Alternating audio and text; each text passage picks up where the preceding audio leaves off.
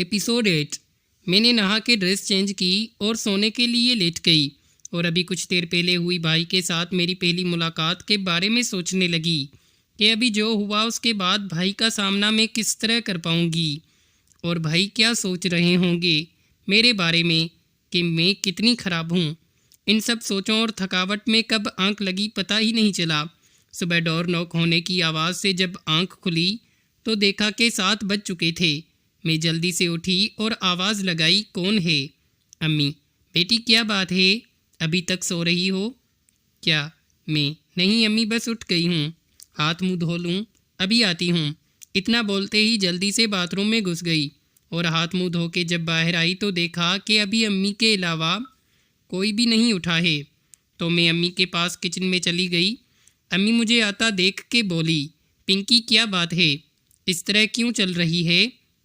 मैं, किस तरह अम्मी? भेद यानी मैं। अम्मी, पिंकी रात को तो ठीक थी, अभी हल्का सा लंगड़ा रही हो, कहीं सुफियान ने कर तो नहीं दिया? मैंने शर्माते हुए सर झुका के, क्या अम्मी? अम्मी, अरे बेटी, मैं बोल रही थी कि कहीं मेरे बेटे ने तुझे जवान तो नहीं कर दिया।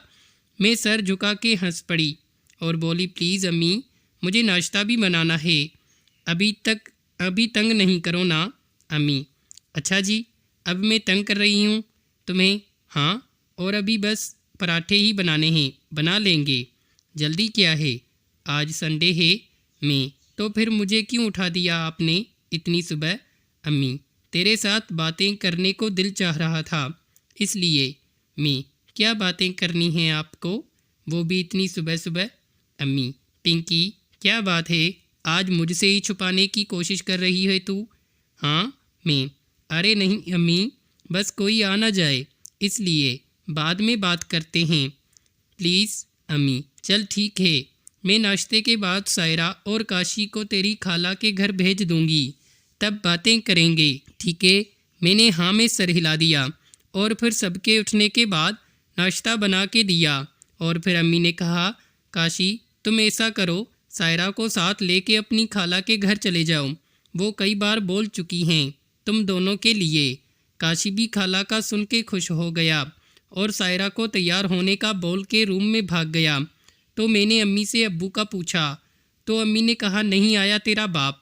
रात को भी थोड़ी ही देर के बाद काशी और सायरा तैयार होके निकल गए। तो अम्मी ने कहा, चल अभी सुफियान को भी उठा दे और नाश्ता भी दे आओ। मैंने हाँ में सर हिला दिया और कहा, नहीं अम्मी, आप जाओ नाश्ता लेकर, मुझे शर्म आती है।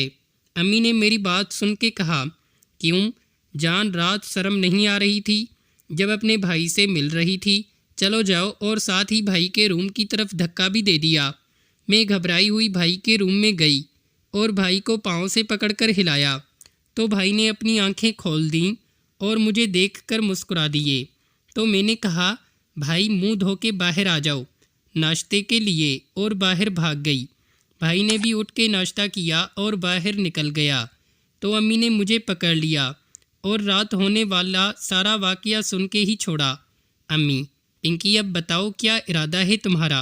मैं, किस बारे में अम्मी? अम्मी, देखो पिंकी, बात यह है कि मैं चाहती हूँ कि तुम इस घर को बचा लो। मैं, अम्मी क्या हुआ इस घर को, और मैं किस तरह बचा लूँ? अम्मी, अभी नहीं, बाद में बताऊँगी, अभी तुम सुफियान के साथ थोड़ा मस्ती करो, और हाँ मैं ऊपर जा रही हूँ, थोड़ी देर के बाद सुफियान को कॉल करके बोलना कि घर में कोई भी नहीं है और तुम्हें डर लग रहा है। मैं, वो क्यों अम्मी? अम्मी, अरे बेटी, जब तुम बोलोगी कि घर में कोई भी नहीं है तो सुफियान समझ जाएगा कि तुम क्या चाहती हो, और फिर दिन के उजाले में मोहब्बत का सुकून ले लेना अपने भाई से। मैं, नहीं अम्मी, मुझसे नहीं होगा, मैं नहीं कर सकती भाई से बात। अम्मी, चल ऐसा कर, मैसेज कर दे, बाकी वो खुद ही कर लेगा। मैं, आप कब तक वापस आ जाओगी? अम्मी, मैं जा ही कहाँ रही हूँ, मैं यहाँ ही रहूँगी और तुम्हें अपने बेटे से मिलता देखूँगी छुप कर। मैं, क्या अम्मी? नहीं प्लीज़, आप ऐसा नहीं करोगी। अम्मी ने मेरी बात का कोई जवाब नहीं दिया और मोबाइल पकड़कर मैसेज लिखने लगी और मैं बेबसी से उनकी तरफ देखने लगी। अम्मी ने सुफियान भाई को मैसेज करने के बाद मेरी तरफ देखा और हंस पड़ी और बोली, क्या हुआ पिंकी, ऐसे क्यों देख रही हो मेरी तरफ? मिस प्लीज़ अम्मी, मुझे नहीं करना है कुछ भी आपके सामने। अम्मी, क्यों? तू देख सकती है तो मैं क्यों नहीं देख सकती?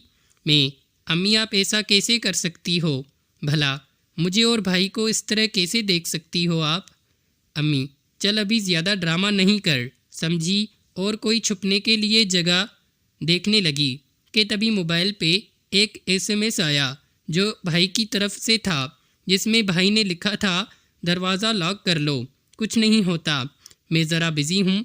जिसे पढ़ते ही अम्मी का मूड ऑफ हो गया और अम्मी को इस तरह मुंह बनाता देख के मेरी हंसी निकल गई। अम्मी ने जब मुझे इस तरह हंसता देखा तो बोली, पिंकी कब तक बचेगी? आज ही करना पड़ेगा तुझे, क्या समझी? और मेरे पास से उठ गई। फिर मैंने और अम्मी ने मिलके खाना तैयार किया तो तब तक भाई भी घर आ चुके थे और अम्मी मुझे बार बार भाई की तरफ इशारा करती और बोलती, देख तो कैसे तरची नज़र से तेरे पिछले कमरे को ही घूर रहा है मेरा बच्चा। मैं चुप रही और अम्मी के इन इशाराबाजी और बातों का कोई जवाब दिए बिना काम में लगी रही। और फिर हम तीनों ने मिलके खाना खाया तो अम्मी ने कहा, पिंकी तुम बर्तन धो के सोना, मेरे सर में थोड़ा दर्द हो रहा है, मैं सोने जा रही हूँ। और वहाँ से उठ के चली गई। अम्मी के जाने के बाद मैंने भी बर्तन उठा लिए और किचन में चली गई और बर्तन धोने लगी कि तभी मुझे किसी के किचन में आने का एहसास हुआ, लेकिन मैंने पीछे नहीं देखा क्योंकि मैं समझ गई थी कि भाई ही होंगे और वो ही थे। भाई ने आते ही मुझे ऐसे हक कर लिया और बोले, क्या बात थी आज जान, एसएमएस करके क्यों बुला रही थी मुझे? मैंने पीछे मुड़े बिना ही आहिस्ता आवाज़ में कहा, आप कौन सा आ गए थे मेरे बुलाने से? भाई, ओहो लगता है मेरी जान मुझसे नाराज़ हो गई है, चलो यहाँ से मेरे रूम में, अभी मना लूँगा तुम्हें। मैं, नहीं भाई मुझे नहीं जाना कहीं भी, और अभी अम्मी भी घर पे हैं, प्लीज़ आप जाओ यहाँ से, कहीं अम्मी ना आ जाएं। भाई, अच्छा ठीक है मैं जाता हूँ, लेकिन अगर तुम मेरे कमरे में ना आई तो फिर मुझे आना होगा तुम्हारे रूम में। इतना बोलते ही भाई किचन से निकल गए और मैं काम ख़त्म करने लगी। काम ख़त्म करने के बाद मैं सोच में पड़ गई थी कि अभी करूं तो क्या करूं, क्योंकि भाई ने मुझे अपने रूम में आने के लिए कहा था, लेकिन मैं खुद से जाना नहीं चाहती थी।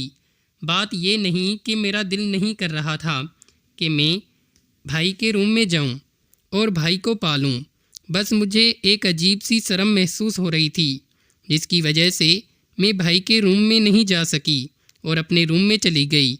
रूम में आके मैं नहा धो के बेड पे लेट गई और सोचने लगी कि क्या भाई आएगा मेरे रूम में या फिर वो अपने रूम में ही बैठा मेरा इंतज़ार करता रहेगा।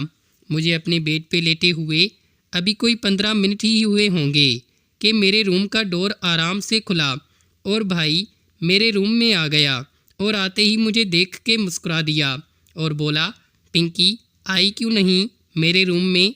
मैं भाई को देखते ही उठ के बैठ गई और सर झुका लिया, लेकिन मैं बोली कुछ नहीं और बैठी अपने शॉन्ट काटने लगी।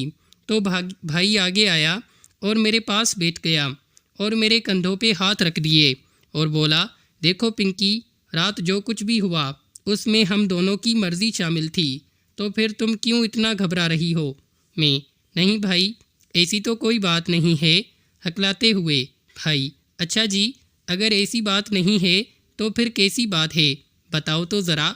और इतना बोलते ही मुझे अपनी तरफ खींच लिया, जिससे मेरा सर भाई के बालों भरे छीने से जा लगा, जो कि मुझे बहुत अच्छा लगा। मैं, बस वैसे ही भाई, मुझे कुछ समझ नहीं आ रही थी कि मैं आपका सामना कैसे कर पाऊँगी। भाई, जैसे रात को मेरा सामना किया था मेरी प्यारी बहन ने, बस ऐसे ही भाई को प्यार करती रहना। पिंकी, मैं, भाई क्या आपकी कोई गर्लफ्रेंड भी है?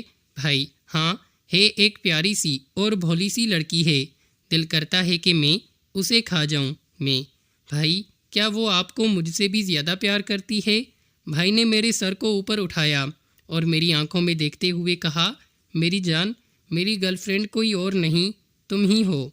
और इतना बोलते ही डियर व्यूअर्स, नेक्स्ट एपिसोड देखने के लिए हमारे इस चैनल को लाजमी तौर पर सब्सक्राइब करके रखें और साथ में घंटी के निशान को दबाकर ऑल पर सेट कर दें।